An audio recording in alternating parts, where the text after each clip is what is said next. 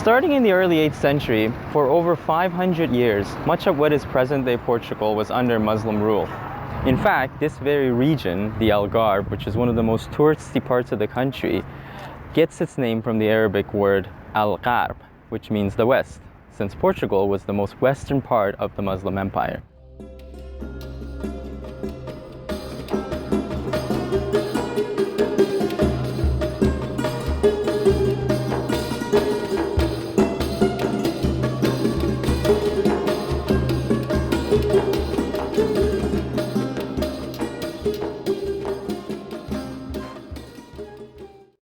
The appearance in the people, for example, more towards the center in the south, we always had more influence from the Muslim culture from North Africa, and basically the people from the north call us Moorish.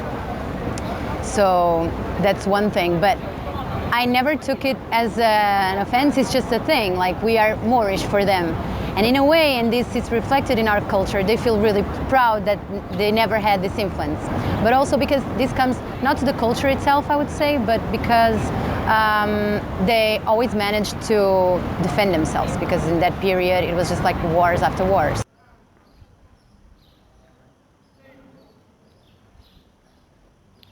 When the Muslims conquered the region, they established their capital right here in what is now known as Silvish. This is probably one of the best places to get a feel for the Arab and Islamic influence of the time. This right here, built by the Arabs in the 11th century, is the Silvish Castle. We're going to go inside and have a look.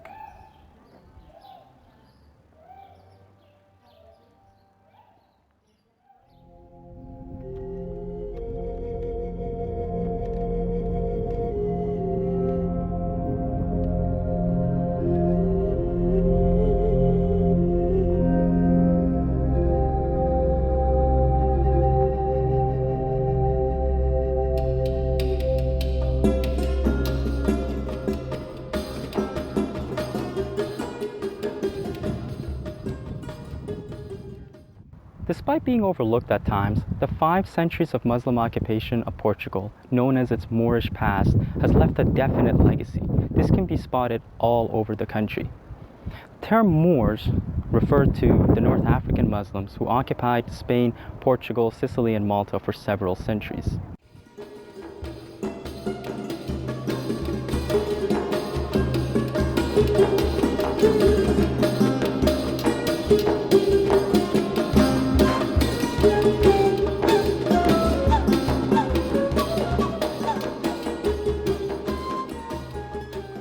I come from one of in fact it's the biggest region of Portugal, that's Alentejo, and right now we are in this beautiful place that is Casa do Alentejo.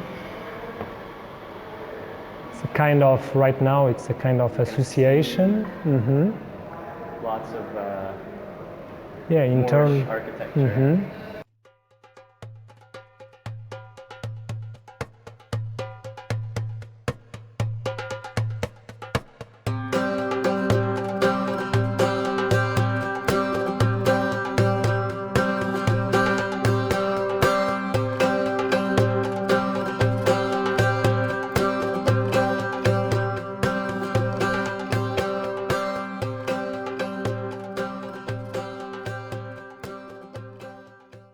Alentejo, it's a region in Portugal that has a very rich cuisine, and the cuisine it's a big influence from Arabs. Yeah, so we have lamb, for example. We have lots of sweets that have almonds.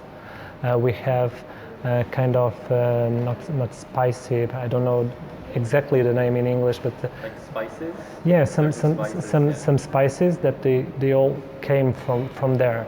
And in terms of music and in terms of architecture, we have also that big influence. Although in school when we are studying, I don't think that we learn so well about, we don't have much information about it. And it's, in my opinion, it's something that it's a pity, yeah?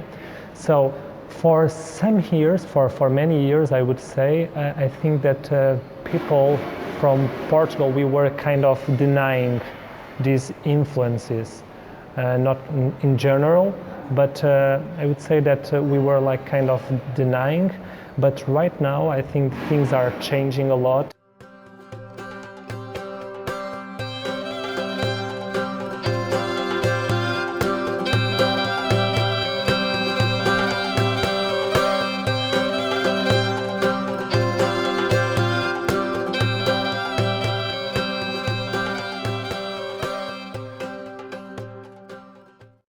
In Spain, most of the country's inhabitants and many of the visitors are at least somewhat familiar with the country's Muslim and Arab past.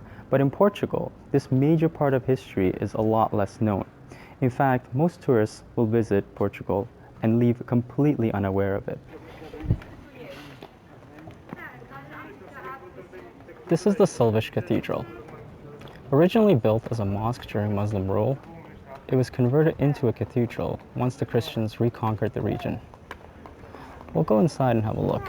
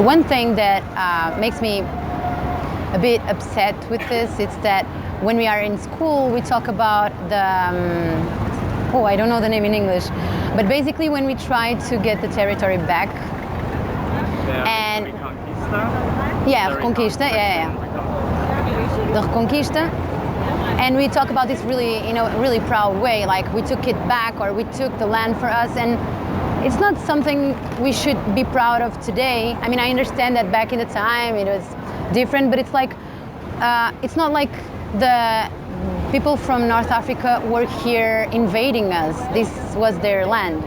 So I think inside our brains, we still think that this was always ours, and yeah, they didn't deserve it. They didn't deserve the land. What about the original conquest? I mean, originally they came and conquered Spain and Portugal, Sicily, so they weren't here before either, right? Yeah, but I mean, if you go even back, like more back in the time, there were other kinds of cultures here.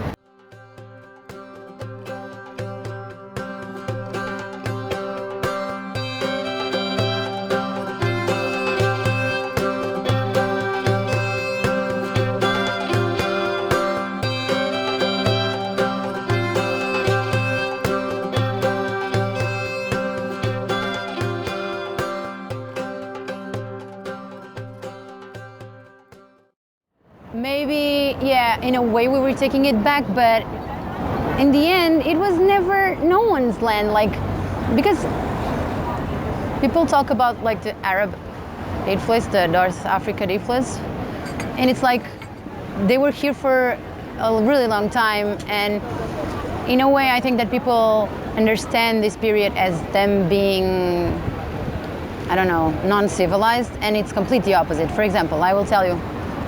I worked for 1 year in a tile shop in Alfama, and there are some guides, and they don't have any studies on history, of course, because he would say that every house that looks like not as organized, like the facade, it's because it's Moorish, because they didn't have any skills and they didn't know any architecture, and it's like it doesn't make sense at all. Like we got algebra, like the maths, right, from them, and also like the numbers. We had Roman numbers if it wasn't for that influence.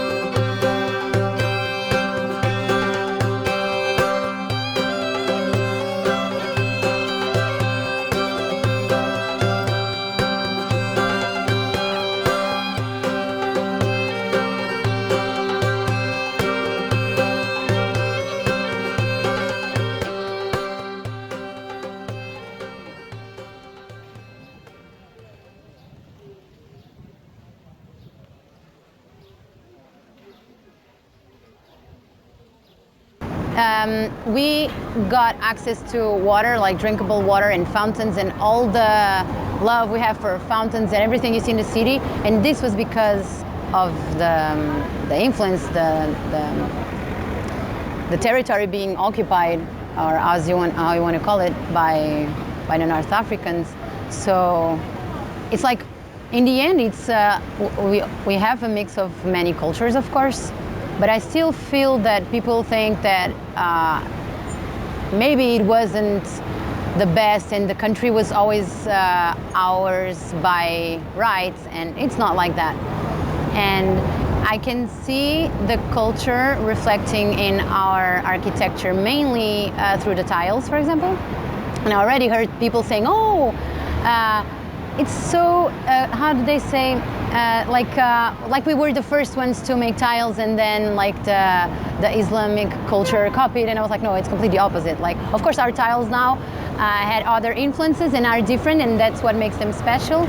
But all this working with these kind of materials we got from them. We are very tolerant, and we accept a lot the diversity.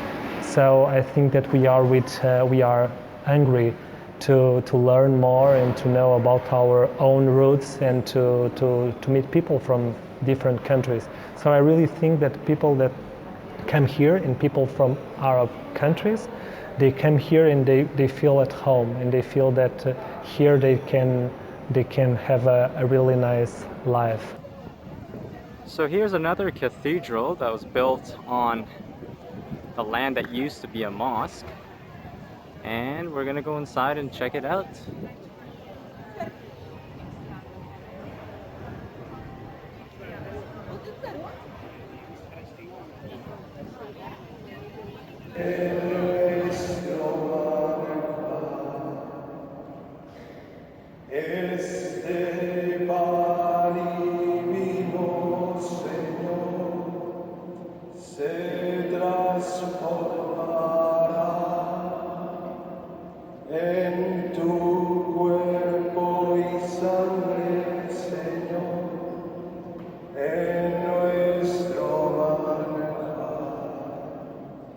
Gracias al sol y al labrador, en el altar florecen hoy las espigas, los racimos, te presentamos, Señor, este pan y vino, Señor, se transformará en tu cuerpo y sangre, Señor, en nuestro maná. Este pan y vino, Señor, se transformará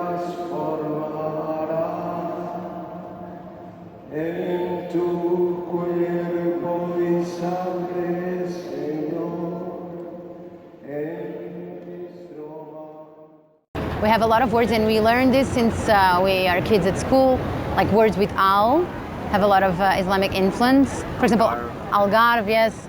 Al-Fama, it's the old town as well. I've read some stuff about this neighborhood because it's like the old town in Lisbon, and it's one of my favorite neighborhoods here. But we destroyed a lot of things, and we shouldn't have. Basically because it's like a different religion, a different culture. Why the hell do we want this? And that's sad. And people don't realize that we did that. Like it wasn't. We weren't heroes, you know. So this is the impression I have.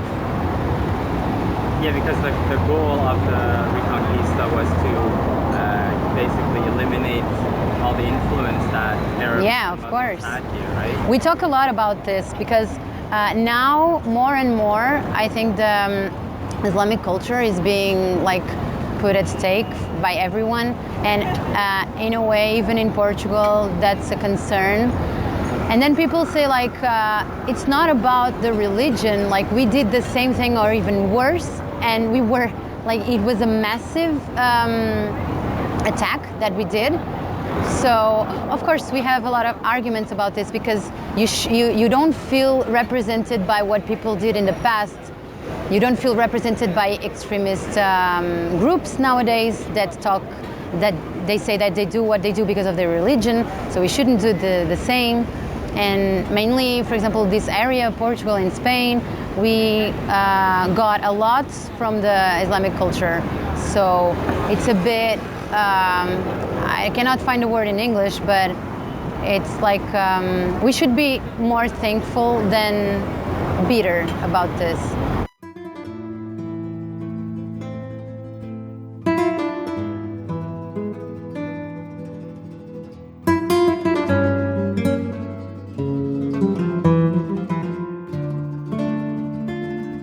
Sintra is another great place to see the influence that Muslims had in Portugal. The Moorish Castle, which is located right here, is one of the best places for that. We're going to walk up inside and check it out.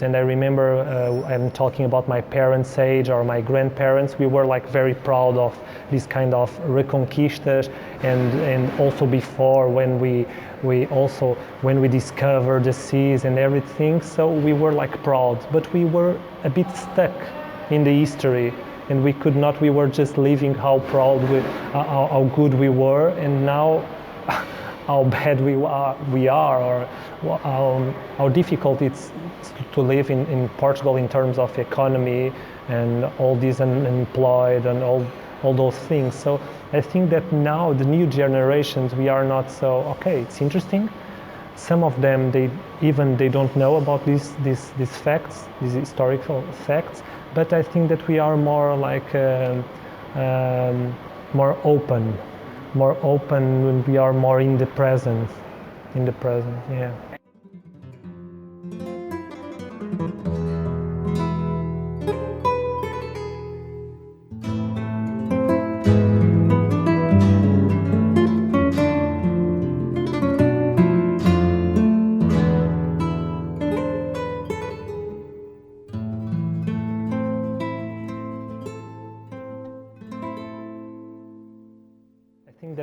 inside of us, like the Portuguese, we have this spirit of adventure, of navigators, of exploring. And I think that we are very, very interested in knowing everything that comes from new countries, from new culture. So I think that these generations that I was speaking, they will be more and more interested in knowing and discovering new people, new languages, new cultural things. And I'm totally sure that we all, not we all, but mostly of us, we will be interested in discovering more about these places that we spoke about in the Algarve, in the Alentejo, and yeah, I think that the future will be bright, and yeah, and we will, in terms of cultural differences, we will be more close, and we will understand each other better. Yeah.